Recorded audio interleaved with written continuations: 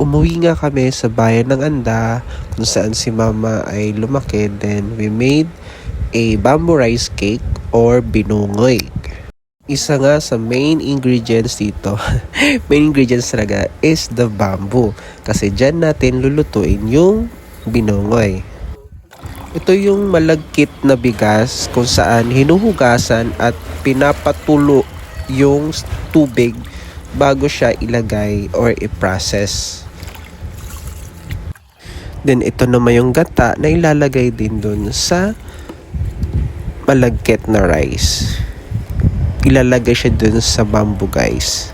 Ayan, so unang piga at saka pangalawang piga lang yung ginamit dyan.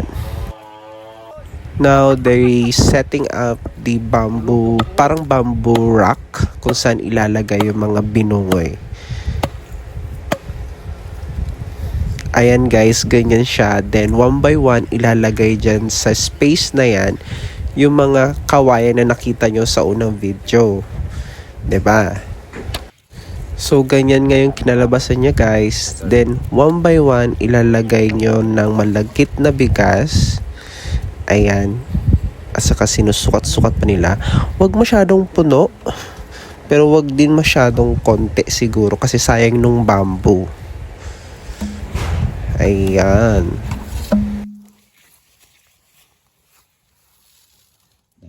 Kulang yung kawayan. Kaya nga napansin ko din. This is the time where you will put the coconut milk na may asin. Ayan. So, binawasan namin ng konti kasi bawal daw sobrang puno. Kasi aapaw. So, ayan.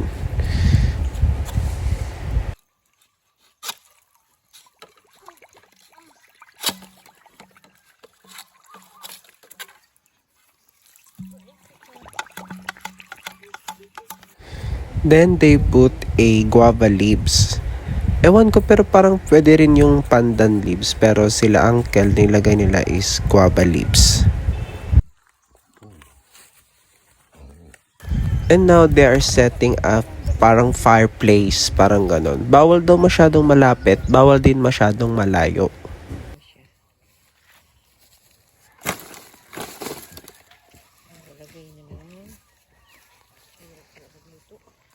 So every time nga na umuwi ako dito guys, amazed pa rin ako sa paggawa nitong bamboo rice cake or binungoy na tinatawag.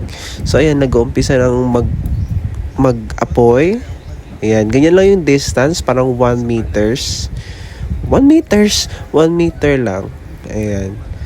So kailangan mo rin yan bantayan guys, hindi mo siya pwedeng pabayaan lang.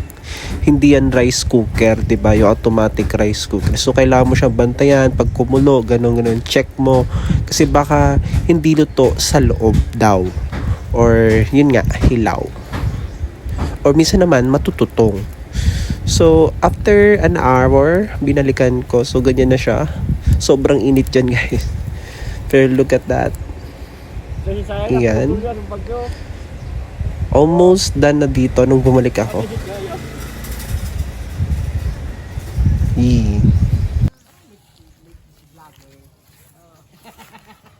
Let's vlogger. Kanina pa sana boy. Wala na. And this is the final product which is came out good. Luto sa loob. And hindi siya hilaw, hindi rin tutong masyado sa loob. So for the taste test, ayan. Sarap.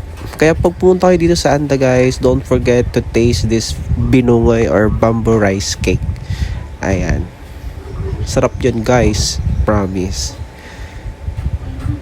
Then this is a pakashot. Yung pakashot guys, para siyang minatamis. Tapos nilagyan siya ng yung gata. So ayan, tatry na natin. Haggard ako dyan guys. Masyadong haggard. Di pa ata ako naligo dyan. Pero ayan. Sarap niyan guys.